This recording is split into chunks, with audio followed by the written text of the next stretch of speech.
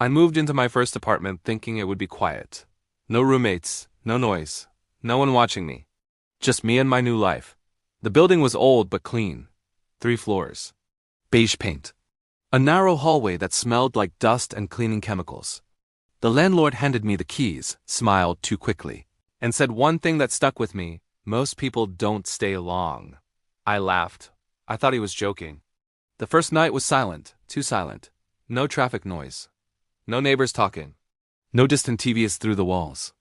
I lay in bed staring at the ceiling, listening to my own breathing, convincing myself this was peace. At exactly 3:12 a.m., I woke up suddenly. Not from a sound, from the feeling of being listened to. I checked my phone.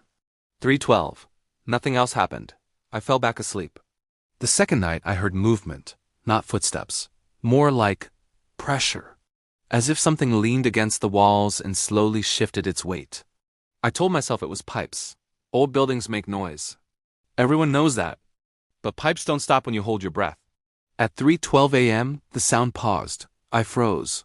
The room felt smaller. Then it continued. By the third night, I was waiting for it. I stayed awake on purpose, phone in hand, watching the clock tick forward. 3:10, 3:11. At 3:12 a.m., the sound came from inside the wall behind my bed. And then it spoke, not loudly, not clearly, but enough. It said my name, not shouted, not whispered. Spoken the way someone talks when they're right next to you.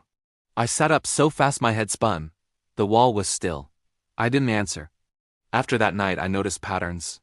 If I stayed awake, the voice came immediately at 3:12. If I pretended to sleep, it waited. If I moved, it stopped. Whatever was in the apartment, it was paying attention. I tried sleeping in the living room. The voice came from the ceiling. I finally spoke to a neighbor in the hallway, a man who never made eye contact. I asked him if he heard noises at night. He paused for a long time. Then he said one sentence: "It talks more when you listen." I didn't ask anything else. On the 6th night, I recorded it. I placed my phone against the wall before bed and hit record. At 3:12 a.m., I heard it again.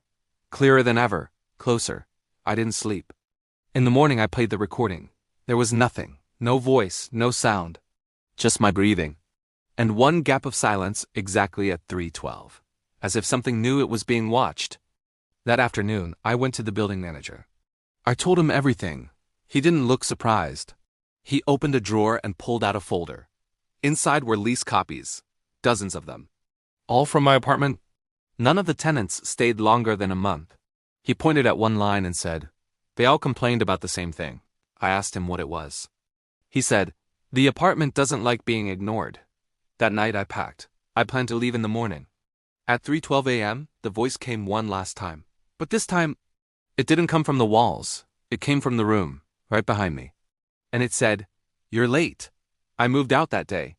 I never went back for what I left behind. The apartment is listed again. New paint. New locks. Same walls. And somewhere inside them, it's still waiting for someone to listen. Some places don't want tenants. They want attention.